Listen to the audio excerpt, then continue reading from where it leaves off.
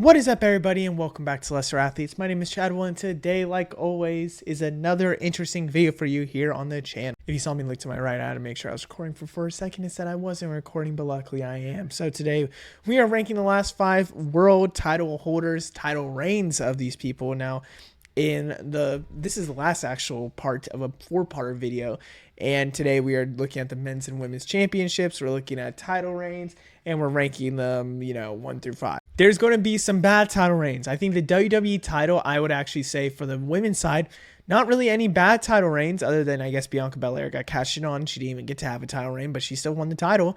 And then you have the men's WWE title, and other than Brock Lesnar, I think you have a good title. So today we are looking at the last 5 world title holders, so let's get started. Unfortunately, Becky Lynch, you are here at number 5. I have to be honest with you. Becky Lynch is by far the worst world title holder we have, I would say, since Rhea Ripley, which if you look at the past 5, Rhea barely gets off there. Her first title reign with the world title. Becky Lynch, unfortunately, you are the worst one, and this is not me saying Becky Lynch is bad, and that's why. It's because she won a Battle Royale to be a placeholder to give Liv Morgan the actual win in Saudi. This was also because Becky Lynch obviously was the babyface at the time. She went in, she won the Battle Royal to be the placeholder, and then later on they went to Saudi, and she did in fact lose, and then would lose a steel cage match, and then we wouldn't see her till literally Mania the next year. So this one makes sense. There was no title defenses. It was just a win. It was a very big transitional champion. This one hurts my heart. The most recent one I'm going to count is Naomi. I'm not giving Stephanie Vaquer because she actually hasn't even defended it once. I'm not counting Crown Jewel. This one hurts my heart, but Naomi, you're Sally Ford. Right when, and I mean right when Naomi was actually having some, let's just say, fire in her title reign, we unfortunately see her get pregnant, but I'm very happy for her. I know she was very happy about it. I'm just sad that we don't see Naomi for so long when she is my favorite women's wrestler. Fortunately, I was like, unfortunately, she did actually defend the title. She is better than Becky Lynch, but still not a great title reign because ultimately she had to vacate the title. But still, she won in a tremendous way, and then she would have a great triple threat at SummerSlam. So shout out Naomi, you're still a great champion in my eye. Now we go into Rhea's second title reign with the title, but still Rhea Ripley in the most recent title reign.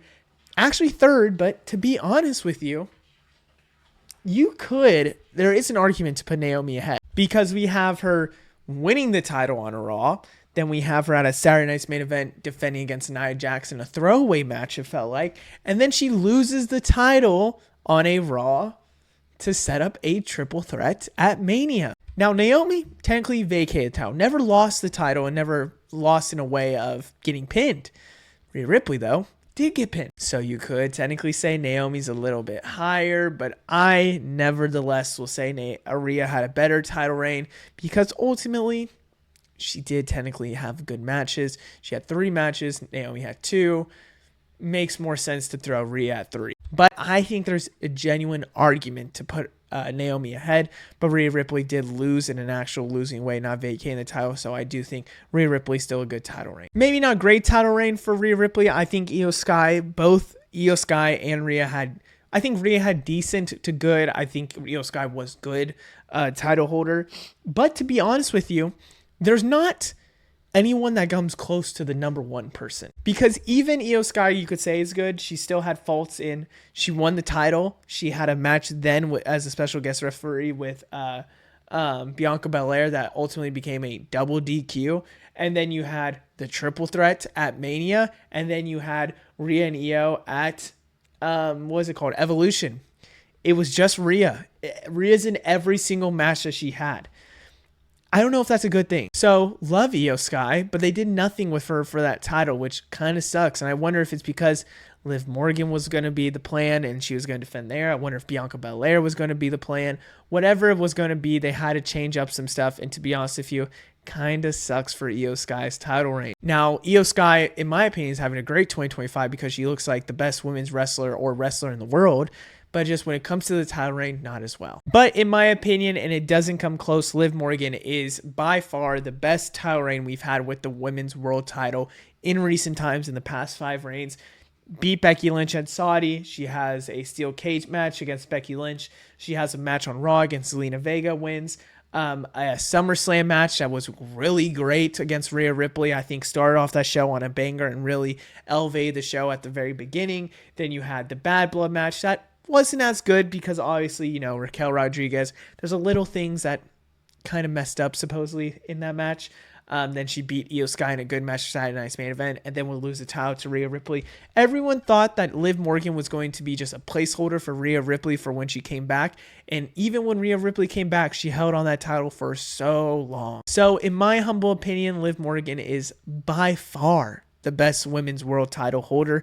She had a lot of great feuds. She looked like a real champion, and I'm excited for a Liv Morgan return and hopefully a Liv Morgan win again with the title. Starting off with the men's in the past 5 titles, I have to unfortunately mention CM Punk as the 5th here because yes, he won the world title, but he only had it for 5 minutes and 20 something seconds. And this is not even a real render. This is a fan edited render. So CM Punk, sorry for you, pal, but you don't even get a render because that's how fast your title reign was. Gunther's second reign as champion was, truthfully, by far, is it by far? I would say by far the worst title reign for the world title that we had in this top 5, other than CM Punk, who got cashed in on. Because ultimately he won the title on a shock on Raw in Arizona, if I'm not making that up. Yes, in Arizona. He would then obviously have that title to go against Goldberg. Everyone thought, oh, could Goldberg win? Didn't happen. And then he would lose it to CM Punk, which would set up a Seth Rollins cash-in because he also had a nose injury at the time. Gunther was a transitional champion. Now, I do think that he still had a banger of a match, to be completely honest with you. I still think it was good. Just didn't defend the title and was a transitional champion. So you can't say the title reign was so good because he just beat a rib falling off, this meat falling off the bone Goldberg. It looks like he's chopped and got chopped multiple times. But not a great title reign because obviously it was set up for CM Punk and a cash-in with Seth Rollins. Jey Uso is here at number 3. In my opinion, Jey Uso's here at 3 because of a couple reasons. Because he obviously beat Gunther. He had a singles match against Seth Rollins that he lost due to DQ. Then it would go into a Logan Paul match that was, I would say, decent. Wasn't the best, but it was a booked mess to go into Money in the Bank where he would be part of a tag team match, which would set up him losing to Gunther. I think Jey Uso as champion did what it was, which was develop character with Jey Uso, have him over with the fans, obviously deserving a world title, and then it was just a little bit of time so then he can go into something else.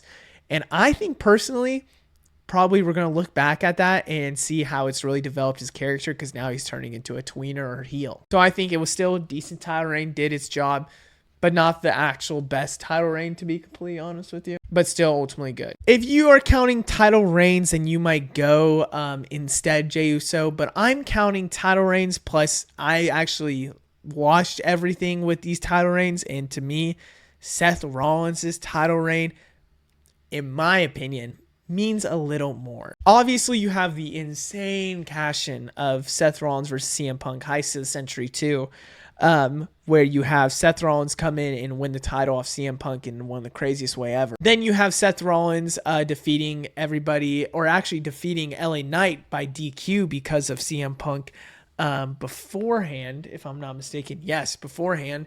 And he still wins the title there. And then you have ultimately the Fatal 4-Way setup, which then Becky Lynch would come out and help him win there. And sadly now vacate the title because of injury. Now, I put Seth Rollins ahead of Jey Uso because Seth Rollins with that title, every single week he was there and really was the main attraction. Jey Uso, you could have said was the main attraction. I believe at times he was. But felt like a sidekick in some storylines as well. Seth Rollins, though, was the main focal point. He was the champion. He was the attraction that you wanted to go see. I think, personally, Seth Rollins had a little bit better title reign. And he technically never lost the title and it was the Crown Jewel champion, and then had to lose it because of injury. So, they never got pinned, never lost it that way. But I am choosing Gunther's first title reign to be the number 1. Entering this video, I didn't think it would entirely be that one. And Gunther be the number 1 for sure. But you know what? Looking back at it and looking at everybody else, he's kind of the clear number 1. You have him beating Damian Priest, then going to defeat Randy Orton and Bash in Berlin. Then he defeats Sami Zayn. He defeats Damian Priest Survivor Series. He then defeats Damian Priest and Finn Balor. Then he goes on to defeat Jey Uso at Saturday Night's Main Event. He's destroying all these opponents. But unfortunately, he loses that Royal Rumble to Jey Uso, which I still will say was probably the right decision to do. Just shouldn't have had that Saturday Night's Main Event. That, I think, ultimately killed Jey Uso with the fans.